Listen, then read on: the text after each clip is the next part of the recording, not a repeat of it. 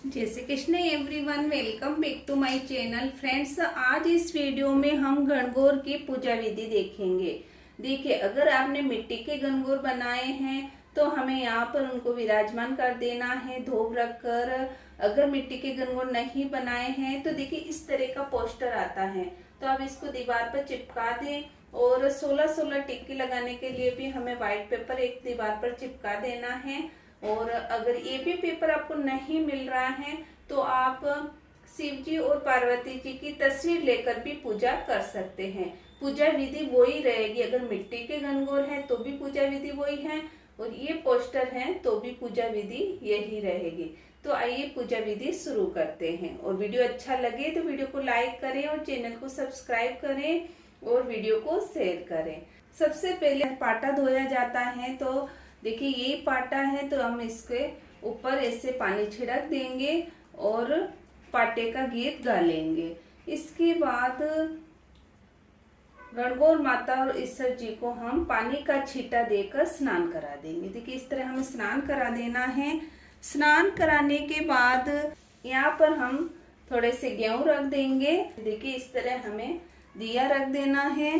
तो सबसे पहले हम दिया प्रज्वलित कर देंगे। ईश्वर और गणगौर जी को हम धूप का दातुन रख देंगे। देखिए इस तरह हमें धूप का दातुन रख देना है। इसके बाद हम टिक्की लगाएंगे। तो टिक्की लगाने का भी गीत गाया जाता है। तो देखिए सबसे पहले यहाँ पर हम स्वास्तिक बना देंगे।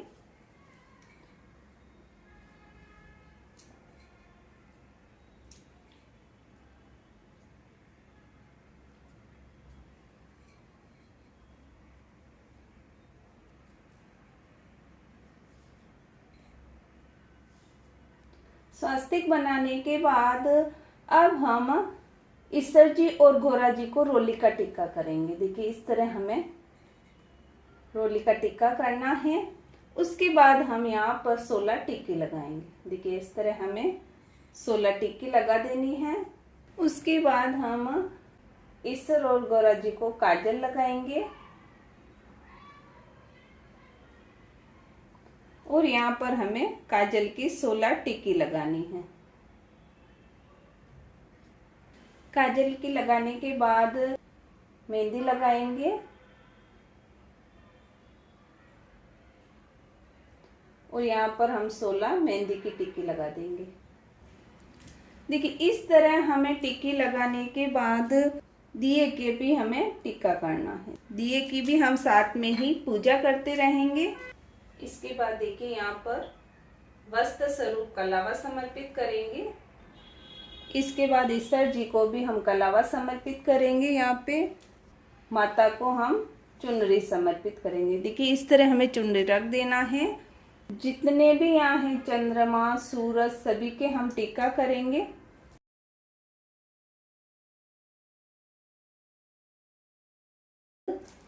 गेहूं समर्पित करना है।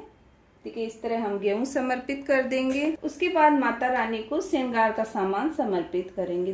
और जो भी हमने गहने बनाए हैं वो गहने भी हम माता रानी को यहाँ पर देखिए समर्पित कर देंगे। फूल हो तो गोरा माता को और ईश्वर जी को फूल समर्पित करेंगे। देखिए फूल हो तो फूल आप समर्पित जरूर करें।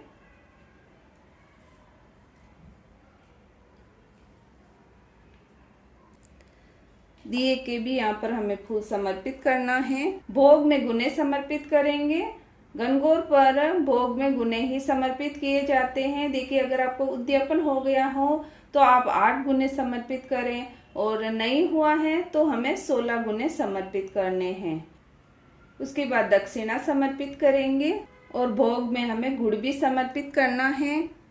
अगर आपके वहाँ पर हलवा पूड़ी का भोग लगाया जाता है तो उसका भी आप भोग जरूर लगाएं। हाथ में गेहूं के दाने लेकर कथा सुनी जाती है।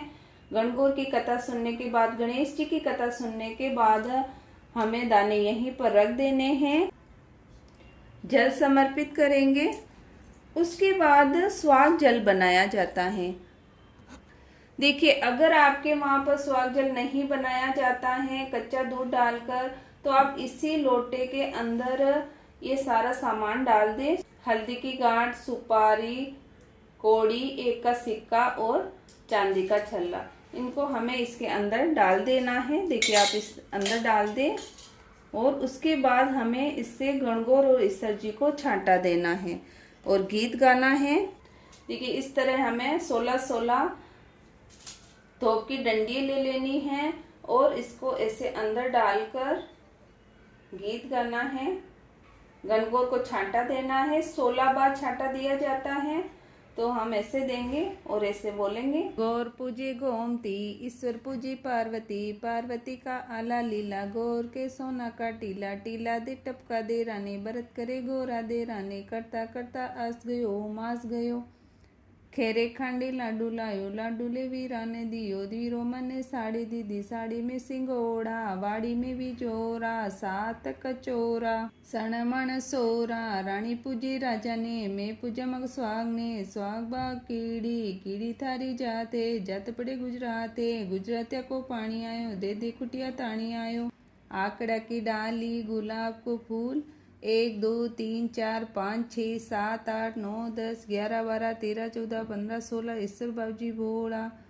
इस तरह करके हमें 16 बार ये पूजा करनी है और गौर गोमती का गीत गाना है। उसके बाद जो धूप के हमने गुच्छे बनाए उसको ईश्वर और पार्वती जी के चरणों में रख देंगे। इस तरह गौरा जी और ईश्वर जी की आरती कर लेंगे। बहुत ही प्रेम पूर्वक आरती करने के बाद दिए को हम यथास्थान रख देंगे। जो हमने छाटा देने के लिए जल बनाया था उसमें सारी चीज़ें निकाल देनी है। उसके बाद जो ये चांदी की रिंग है उससे गणगौर माता को पानी पिलाना है। देखिए अपना पल्लू लेकर ऐसे करके हमें गणगौर माता को पानी पिलाना है। पोस्टर हो या मूर्ति, आप इस तरह गणगौर माता को 5-5 बार जल जरूर पिलाएं। अब गणगौर माता से हम सुहाग लेंगे, यहाँ से ही गणगौर माता के यहाँ से ही हम सुहाग लेंगे। उस सुहाग लेने के बाद हम चूड़े के लगाना है और मांग में भरना है। कि मांग में भरने के बाद जो भी हमने सुहाग जल बनाया है उसको भी हम लेकर चूड़े के लगाएंगे और चुंदड़ के लगाना है। ईश्वर जी और गौरा जी को प्रार्थना करेंगे कि मेरा सुहाग आप अमर रखें, घर में सुख शांति और समृद्धि बनी रहे। तो फ्रेंड्स इस तरह गणगौर की पूजा की जाती है। जो भी आपने गुणे लिए हैं, दक्षिणा ली है, ये सभी आपको ब्राह्मण के घर पर दे देना है।